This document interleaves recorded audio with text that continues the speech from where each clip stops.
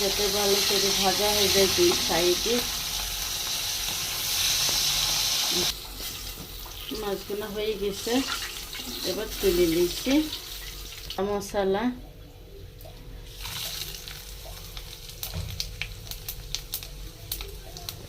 পেঁয়াজ,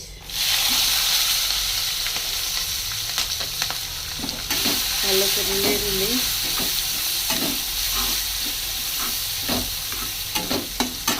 এবার আদার paste, tomato কুচি আর শুকনো মরিচের পাউডার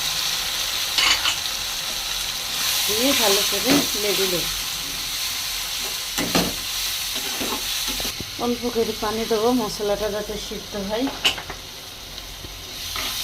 মশলাটা সিদ্ধ হয়ে গেছে,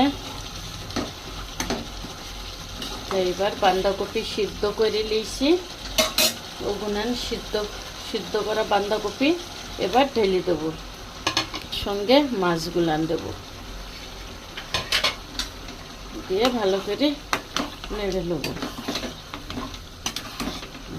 এবার ঢেকে দিয়ে ভালো করে মাছের গন্ধটা যাতে ছাড়ে।